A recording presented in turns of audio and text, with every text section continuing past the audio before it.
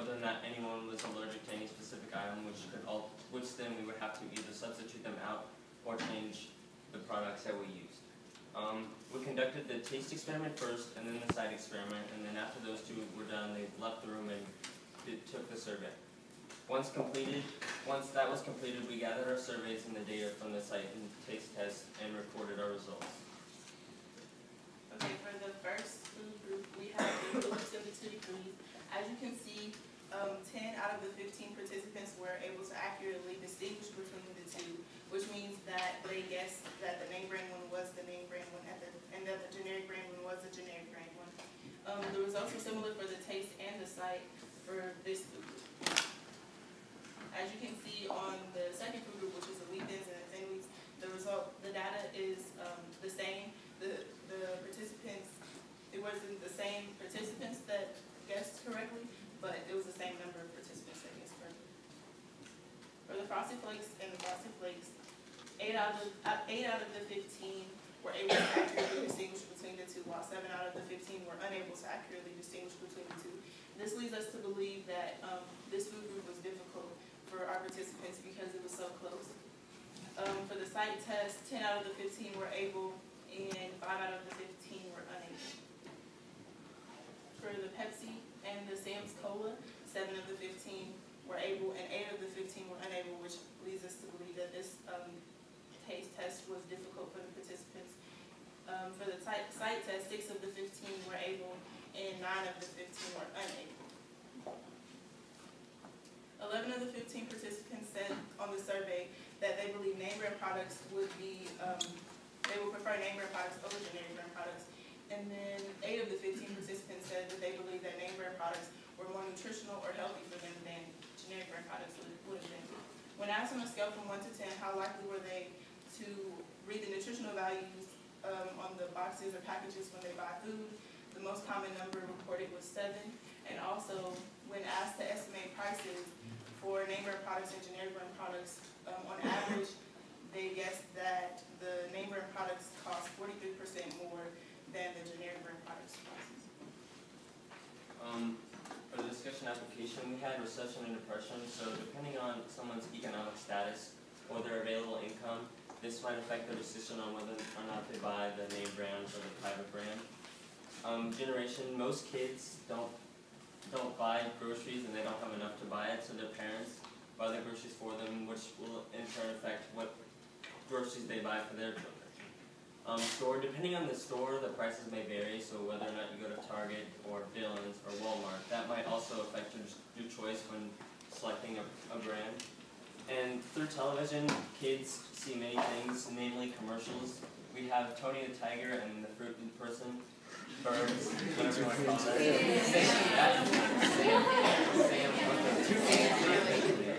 And so, with these commercials, kids see Tony the Tiger playing baseball or shooting baskets, and they see Sam going on these great adventures.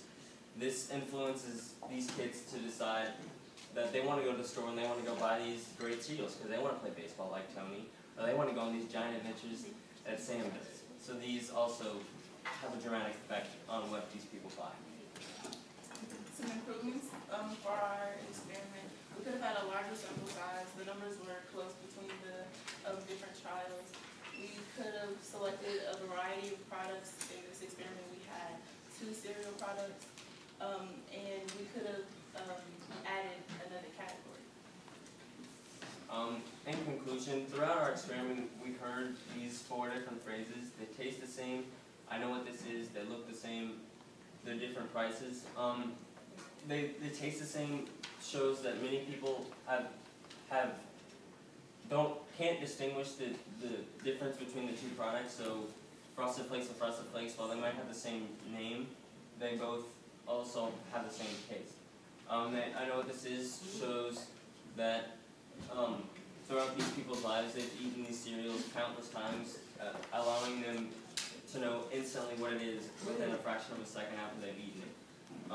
They look the same through the site test. This shows that side by side, these 2 cereals have little to no difference. They're different prices. We had them on a survey think about what the prices that they believed were, and most of the time they were nearly the same. Our findings also do not support our hypothesis. Our results vary from product to product. We would like to acknowledge Mr. Franklin, who was our mentor, Ms. Kayma Morgan, Ms. Rogers, Ms. Santiago, and our participants.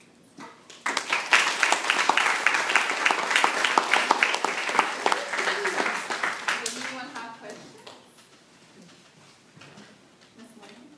As a result of your survey, which one would you buy for your family? Generic or not generic?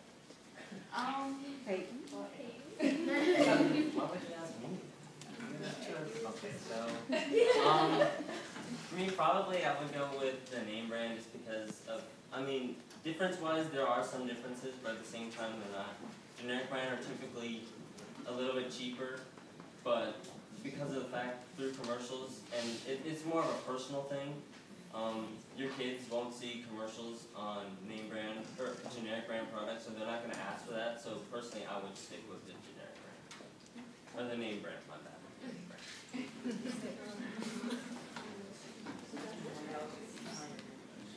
Mr. Frank? Okay, speaking of elasticity, when the price of non-brand change, do you believe people buy less or continue to buy more? Say that again, sorry. Okay, you talk about elasticity, right? How sensitive people react to the price change, right?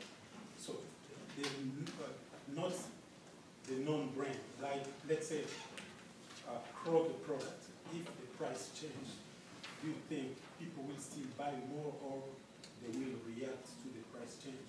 I think that when the price changes of like a name brand product, that people will continue to buy it based on like their income, as we said.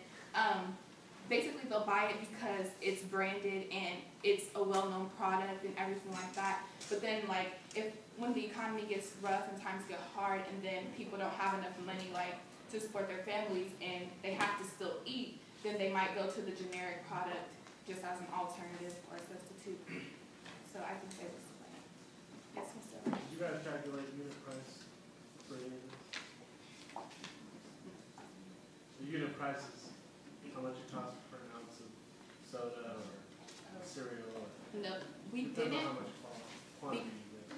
We didn't do that because with our cereals, for the off-brand cereal, it was a package of cereal, and so the ounces were different as with if it were the box. So we didn't do the unit price because we couldn't compare because they weren't the same.